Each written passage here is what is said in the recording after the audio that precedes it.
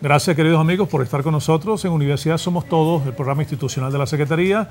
Hoy un programa especial con dos invitados de lujo dedicados a la significación que tuvo el 23 de enero sobre la vida política y democrática del país, la contribución de las universidades a este movimiento y cómo evolucionó después la educación superior universitaria a raíz de la caída del presidente Marcos Pérez Jiménez. Para los que nos están contactando tarde, tenemos como invitados al doctor José Mendoza Angulo, ex rector de la Universidad de los Andes, y al profesor Alfredo Ramos Jiménez, director del Centro de Estudio de Política Comparada de la Facultad de Ciencias Jurídicas y Políticas. Alfredo, quedaba la idea todavía un poquito en el aire porque nos obligaron a identificar la estación. Redondéalo un poquito, estabas haciendo ese análisis de la situación en América Latina como consecuencia del 23 de enero. Sí, la tesis sobre la universidad como la escuela de la democracia arranca con la experiencia de Venezuela, con la fundación de la democracia venezolana. Esa idea luego fue transformada en la universidad como la conciencia social, que la vendieron luego los estudiantes más radicales, ¿no? La vendieron, que de hecho tampoco era muy nuevo. El movimiento de Córdoba de reforma universitaria en el 18 ya había avanzado la tesis según la cual los estudiantes latinoamericanos estaban llamados a ser protagonistas, actores privilegiados en la construcción de las democracias.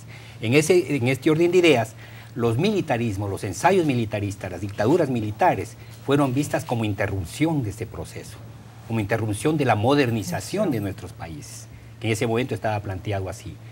Es por ello que las universidades comenzaron a ser los centros de discusión, de debate, sobre las opciones que se abrían para los miembros de las clases de los sectores excluidos. No olvidemos que si bien es cierto el acceso a las universidades antes de los años 60 era un acceso bastante oligárquico, llamémoslo así, precario, era un acceso sí, muy limitado, excluyente, ¿no?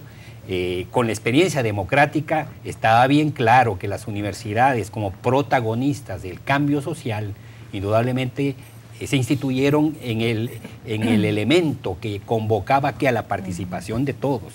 Es allí donde se comienza a fortalecer las clases medias en América Latina, como actores políticos que dentro de los nuevos partidos políticos, particularmente Acción Democrática en Venezuela, COPEI, el APRA en el Perú, el mismo PRI mexicano, ¿no?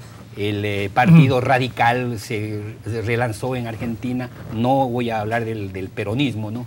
Pero sí, por ejemplo, los partidos de la democracia cristiana y los de la izquierda en Chile, por ejemplo, ¿no? Entonces, todos esos movimientos se inspiraron ciertamente en ¿qué? En el llamado, la convocatoria latinoamericana, que tiene nombre y apellido, Rómulo Betancourt en Venezuela y Víctor Raúl Haya de la Torre en el Perú. Muy bien, muchas gracias, Alfredo. José, te dejaba una pregunta fuera de cámara. El antes y el después, sobre todo el después de la educación superior en Venezuela, su contribución al desarrollo del país como consecuencia de ese salto democrático que damos el 23 de enero de 1958 y que tanto esfuerzo ha costado para mantener. Yo creo que fue un impacto innegable.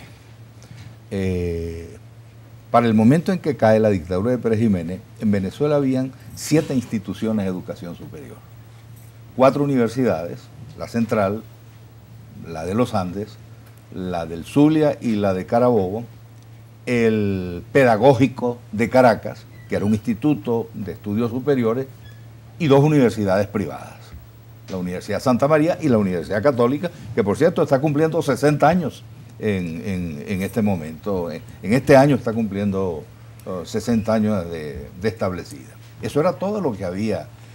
La matrícula estudiantil en el país, yo creo que apuradamente se acercaría a los 8 o 10 mil estudiantes. Era muy restrictivo. Los estudios teníamos que pagarlos.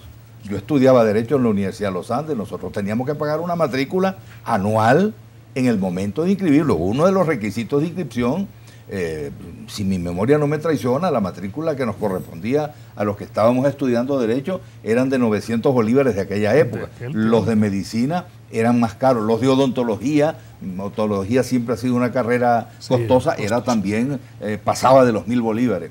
Entonces, bueno, no había muchas maneras de que mucha gente pudiera pagar. No había autonomía universitaria, las autoridades universitarias eran designadas por el gobierno, por el presidente de la República, nombraba el rector y vicerrector y secretario, que eran los 3 cargos que habían en aquella oportunidad y en la primera etapa, digamos, de...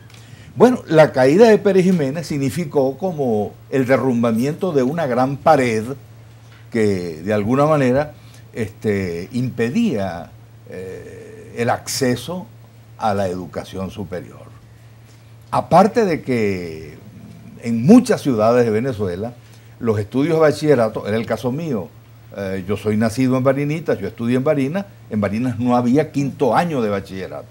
Es decir, que al terminar el 4º año uno tenía que emigrar ya a los liceos en donde había 5º año, y en el país, si mi memoria no me es infiel, creo que había 7 u 8 liceos en donde se hacía el 5º año antes de ingresar a la universidad. Bueno, la caída de Pérez Jiménez cambió de manera radical esa situación. La Universidad Central, no olvidemos, en 1952 la cerraron, parte de esa población estudiantil se trasladó a Mérida. El crecimiento de entonces de la Universidad de los Andes tuvo que ver con el cierre que fue sometido durante 2-3 años la Universidad Central de Venezuela. Esos son los modos dictatoriales que a uno lo ponen tan en guardia cuando siente esas amenazas con la universidad, porque los procedimientos son los procedimientos de cierre, los procedimientos de clausura, como si de esa manera se pretende que los problemas que existían se van a resolver, algo así como por obra y gracia del Espíritu Santo, ¿no? Bueno, la caída de Pérez Jiménez y el hecho de que sea nombrado secretario de la Junta de Gobierno el doctor Edgar Sanabria, profesor de Derecho Romano de la Universidad Central de Venezuela. Por cierto, fue profesor mío porque yo empecé mis estudios en la Universidad Central. Influyó mucho para que en el mismo 1958 se dictara la ley que en buena medida es la ley que nos rige todavía. Porque esa ley de 1958 que consagra la autonomía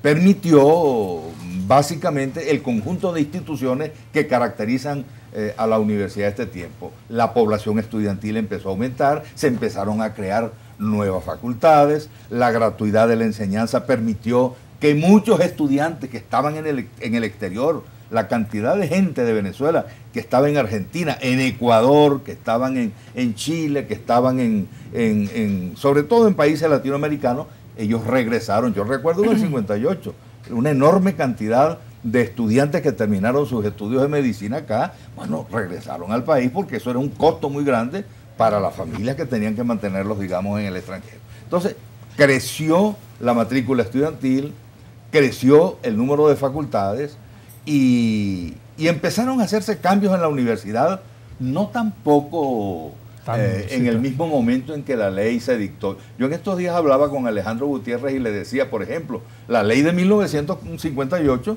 ya contemplaba el Consejo de Desarrollo Científico y Humanístico, como se llamaba antes. Sin embargo, en la Universidad de los Andes, la organización del CDSH vino a ocurrir 3 años después, en 1961. No en el momento, porque, bueno, no habían, la investigación en la universidad era una extravagancia. Era prácticamente una extravagancia de algunos profesores raros, curiosos, sí, que se metían a unas cosas extrañas, ¿no? Que era eso que se llamaba la investigación. Bueno, esto fue un cambio muy grande. Radical. Aquí, sí. Y sin embargo, muy pronto después de 1958, empezó a aflorar lo que ha sido otra constante: las contradicciones entre las universidades, en este caso ya autónomas, y los gobiernos. A pesar de que hubo buena atención financiera, vamos a decir, por parte de los primeros gobiernos de la democracia, esta universidad, en buena medida, los terrenos que pudieron ser comprados en ese entonces se compraron gracias, de alguna manera, a los aportes financieros del Estado venezolano. Pero el tipo de organización de la Universidad Autónoma no cuadra totalmente con los gobiernos. No le gusta lo no le gusta. Entonces, inmediatamente se inventaron las universidades experimentales. Se creó la primera, la Universidad de Oriente. La Universidad de Oriente nace a principios de los años 60. ¿Quién es el promotor de la Universidad de Oriente? Luis Manuel Peñalver, que era una alta figura del mundo educacional de Acción Democrática, que pensaba que había que crear un tipo de universidad un poco más fácil de entenderse con el gobierno. Bueno, esa es un poco, digamos, la historia hasta que hemos llegado a donde hemos llegado. Desde el punto de vista de lo que es hoy en día la ULA o la Central, nosotros tenemos que decir que la caída del 23 de enero fue determinante en la modernización de la universidad venezolana. Y que los estudiantes... La ley de educación se fue redactada por una comisión de profesores de la Universidad Central, presidida por el doctor Francisco de Venanzi, que luego fue rector, el primer rector electo de la universidad. Ya para ese momento el doctor Edgar Sanabria había pasado a ser presidente de la Junta de Gobierno, y por eso él dictó en octubre, el día en que se celebra, en octubre o noviembre, el día en que se celebra el Día del Profesor Universitario, se escogió esa fecha, él promulgó. El 5 de diciembre. Promulgó la ley de universidades, ¿no? Que es la misma básicamente que tenemos hoy, salvo los cambios que se hicieron en 1971. Ahora, es interesante conocer toda esta parte de la historia y la influencia que tiene la universidad sobre el proceso de desarrollo democrático, porque es innegable dos cosas. La primera, que un país que invierte en educación, que invierte en universidades, que invierte en la preparación de la gente para asumir el camino del progreso, tarde o temprano encuentra ese camino de progreso y de desarrollo. Siempre que se hacen estudios del paralelismo, es impactante ver cómo crece el número de universidades, el número de alumnos de educación superior, y crece el desarrollo del país.